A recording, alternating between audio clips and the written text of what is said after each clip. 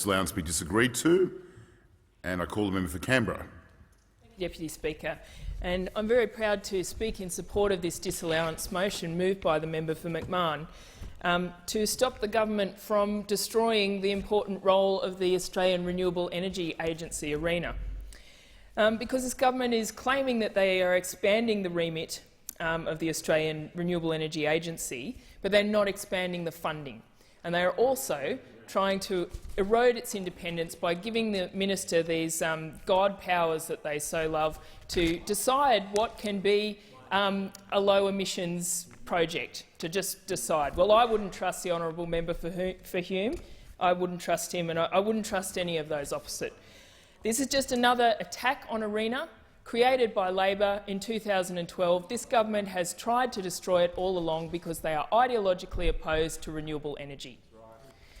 It's just another one of their attacks. Now, the purpose of ARENA is, in the Act, to improve the competitiveness of renewable energy technologies and increase the supply of renewable energy in Australia. This change that the government are making seeks to broaden the remit to things that are not renewable energy. Now, while some of them may have some merit, they are not renewable energy, and by drawing them into the remit of ARENA, they are robbing renewable energy of that incredibly important source of funding. Incredibly important that we should be investing in renewable energy at this time. I mean, the planet is warming. We know that. It's not up for discussion. We know it. But the people opposite in the government do not seem to know that. I find it extraordinary that the minister, a Rhodes Scholar, an Oxford graduate, can ignore the science on climate change, and it's because it's ideological. In December 2015, the world joined together to adopt the Paris Agreement, which commits us to limiting global warming of between 1.5 and 2 degrees above pre-industrial levels. According to the International Panel on Climate Change, human activities have already caused 1 degree of warming, and we will reach 1.5 between 2030 and 2052 if we don't do anything. If we get to 2 degrees, our Pacific Island neighbours will no longer have a home. Their land will be underwater.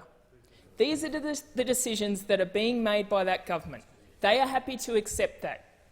They are happy to accept that.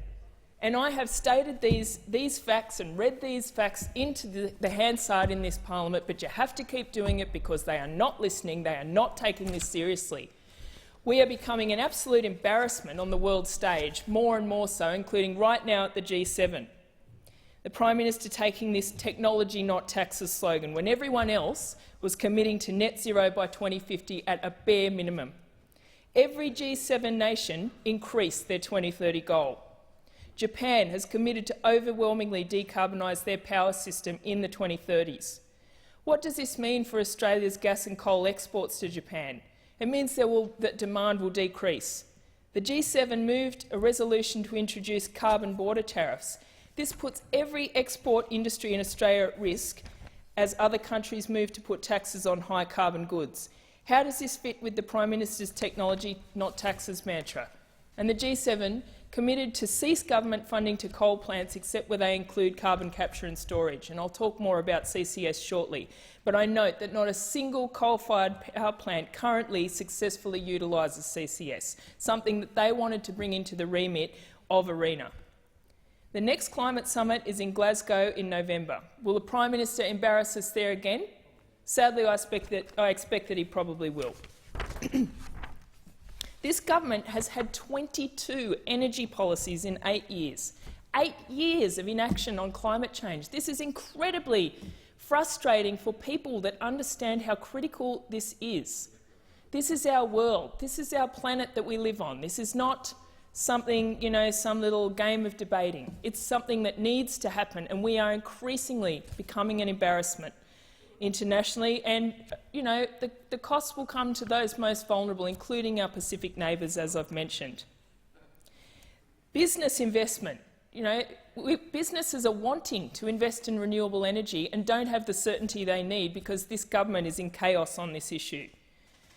We need an energy policy because we have a huge challenge ahead of us to get to net zero emissions by 2050, which I note again this government is not even committed to. You know, the language around it's very vague. They sort of want to say that they want to get there, but, you know, they're not committed to it. They are not committed to it, and worse still, they have no plan to get there. Labor is doing the work. We're in opposition, and we are doing the work to work out how we would get there. We have committed to net zero by 2050, and we are the only party of government that has done that. We will have an excellent climate policy at the next election, and we are announcing more. We will have more to say, but we have already made some incredibly important and impressive announcements, including $20 billion to rewire the nation so that renewable energy can feed into the grid. This is the kind of certainty that business needs to invest in renewables. They need support from the government, not chaos. Not chaos. You know, ARENA. Let's look at some of the projects some of the things that the government wanted to bring into ARENA's remit. Carbon capture and storage, the great hope of the Morrison government. They have been a bit all over the place on that too. Initially, they scrapped the CCS flagships program and cut $500 million in funding for CCS.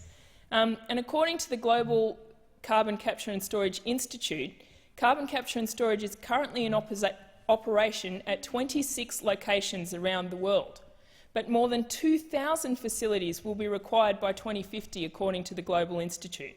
So it's not really an effective thing. We should actually be investing in things that work. Things like the Australian Centre for Photovoltaics in the member for Kingford Smith's electorate at UNSW.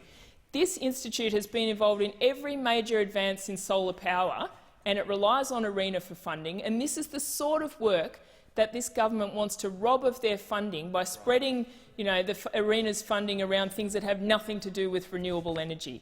Well, it's not good enough. It's not good enough, and it's time to kick this mob out. We need people who are going to actually believe science, have a vision for the future that begins with a planet that is going to survive. Thank you.